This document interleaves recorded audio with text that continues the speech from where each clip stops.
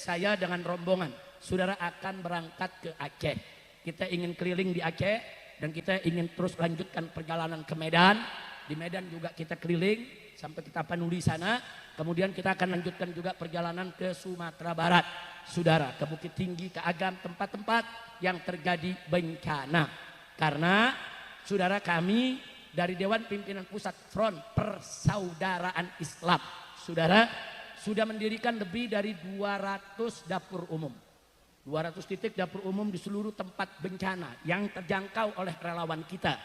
Saudara, kita bikin dapur umum, kita lagi mengusahakan bangun huntara, hunian sementara, kita bangun MCK darurat, klinik darurat, sekolah darurat, saudara. Nah, itu semua sedang kita perjuangkan karena nanti setelah liburan Januari ini anak-anak sekolah kan masuk sekolah lagi, sekolahnya udah rusak, sekolahnya udah hancur. Nah, terus mau pendidikan bagaimana? Masa ditunda setahun? Enggak. Kita sediakan tenda pendidikan, mereka bisa sekolah, mereka bisa dapat ujian, dapat rapot, dapat ijazah. Saudara, tetap pendidikan harus lanjut. Jadi Aceh bukan jangka pendek, ini kerja jangka panjang. Dulu kami pernah kerja di Aceh tahun 2004 ketika terjadi tsunami, 4 tahun baru selesai. 4 tahun baru bersih, relawan FPI sudah pulang semua. 4 bulan pertama itu yang kerja habis-habisan. 2 tahun lumayan agak berat. Masuk ke tahun 3, tahun 4 sudah agak ringan. Tahun keempat sudah bisa kita lepas, saudara. Orang-orang Aceh udah kembali ke kampung masing-masing, ke rumah masing-masing. Sehingga Banda Aceh Melabu hidup kembali sebagai perkampungan yang hidup seperti tidak pernah ada bencana. Nah, karena kami pernah pengalaman di sana seperti itu, besok kami mau coba apa yang pernah dulu kami lakukan lagi. Dan ini cakupan wilayah yang rusak lebih dari tsunami 2004, saudara, lebih.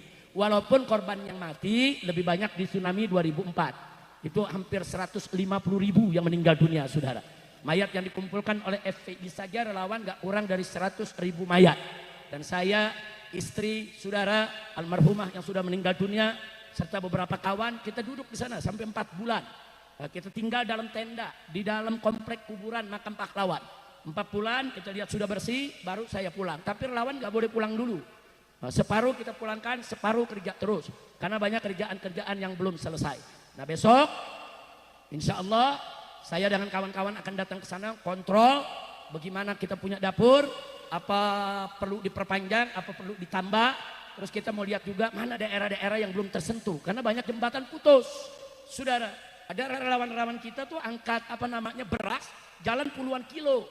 Baru sampai ke kampung yang jembatan putus, saudara. Nah, kadang-kadang makanan itu mesti kita lempar dulu. Bagaimana caranya itu beras bisa ke seberang sungai dulu. Nah, itu kita gunakan tambang, tali, dan lain-lain, saudara. Nah, jadi sekali lagi kita mau kontrol semua daripada dapur-dapur yang sudah kita bangun. Kita mau lihat apa yang bisa kita lakukan ke depan. Nah, kemarin saya dapat pertanyaan dari seluruh posko FPI yang ada di Aceh. Karena masyarakat bertanya, FPI bagaimana nih hukumnya? Ini kayu-kayu gelondongan banyak, kita potong-potong aja buat kita bikin rumah. Nah, karena kan rumah mereka hancur dengan kayu-kayu gelondongan, saudara, hancur lebur. Tapi karena mereka orang-orang beragama, nanya dulu, mau tahu boleh gak nih, saudara? Nah, mereka tanya ke bupati mereka. Bupati mereka lapor ke pusat belum kasih jawaban, saudara. Nah, saat itu saya sudah berikan jawaban ke semua posko. Kalau pemerintah menanggulangi bencana dengan baik, tertib, fokus, serius, rapi, semua diganti rugi, rumah dibangunin, saudara, mereka bisa kerja seperti sedia kala, maka ikuti aturan pemerintah. Kalau pemerintah bilang jangan diambil, jangan diambil. Kalau pemerintah bilang ambil sebagian, ambil sebagian. Kalau pemerintah bebaskan, ambil semua, ambil. Itu kayu-kayu gelondongan. Tapi kalau pemerintah nggak ngurus, nggak serius, nggak fokus, banyak orang kelaparan. Akhirnya yang mati kelaparan lebih banyak daripada yang mati kena air atau lumpur. Kalau pemerintah nggak jelas, ini bantuan turunnya kapan?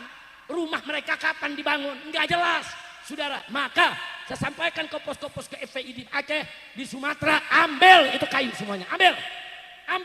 Beli senso, beli alat potong, saudara. Potong itu kayu, bikin balok, bikin kaso, bikin papan, bikin rumah, saudara. Bikin pintu, bikin jendela dari kayu, bikin rumah buat orang-orang yang rumahnya hancur, saudara. Setuju tidak? Setuju tidak? Takbir. Sampai hari ini pemerintah pusat belum kasih sikap. Tapi Gubernur Aceh sudah mengeluarkan pernyataan.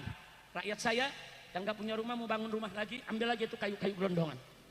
Ambil lagi itu kayu-kayu gelondongan, potong buat bangun rumah lagi, saudara. Nah kalau Gubernur Aceh sudah nyatakan begitu, rakyat nggak usah ragu-ragu lagi, kerjain aja. Nah soal nanti pusat nggak setuju, saudara, ya pusat nggak setuju mesti jelas dong, nggak setujunya kenapa? Kenapa? Anda sudah turunkan semua bantuan, Anda udah bangun itu rumah mereka. Ini udah sebulan lebih, udah 30 hari lebih.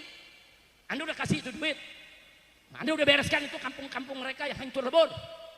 Bahkan ada pengusaha datang bawa eskavator, saudara, kirain mau bantu masyarakat singkirin kayu-kayu gelondongan. Ternyata bukan. Nyari kayu gelondongan yang ada nomornya.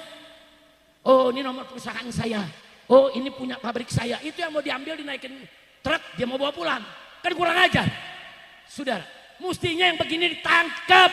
Sita harta bagikan ke orang-orang yang kena bencana. Betul? Takbir. Jadi tolong doakan supaya kami bisa ke sana dengan aman selamat. Dan terakhir saudara, ada beberapa aktivis yang sedang bela bencana. Beberapa orang di antara mereka baru kemarin ada kejadian. Rumah mereka, tempat tinggal mereka diteror saudara. Ada yang dikirimi kepala babi, ada yang dikirimi bangke, ada yang dikirimi darah, ada yang rumahnya dilempari bom molotov saudara. Kita nggak tahu siapa itu yang kerja, siapa itu yang suruh.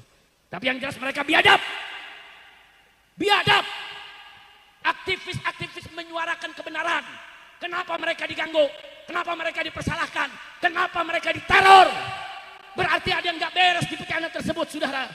Kalau itu betul-betul musibah, saudara, murni memang musibah karena hujan, saudara. Nggak ada yang ketakutan untuk dibongkar apa sebabnya, saudara.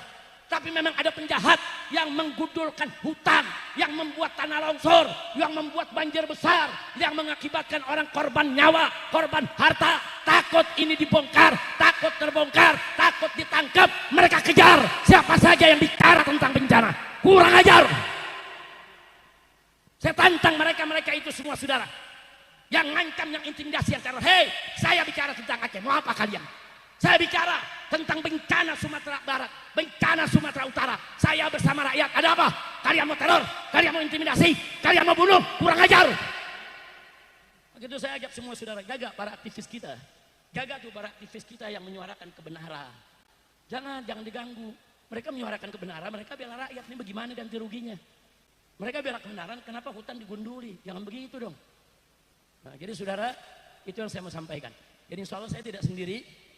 Beberapa pengurus dari FPI akan ikut, ada dokter juga mendampingi saya karena saya baru selesai operasi, masih pemulihan, jadi harus ada dokter yang terus mendampingi saya di setiap perjalanan. Maka itu kepada hadirin hadirat dimanapun Anda berada, termasuk yang mendengarkan rekaman ini, tolong dimaklumi, kadang-kadang ada acara yang saya nggak bisa datang, karena kalau pasca operasi ini penyakit datangnya bisa mendadak. Kadang-kadang kita udah siap, saudara, udah pakaian, udah mau jalan, tahu-tahu diserang penyakit, nggak bisa jalan.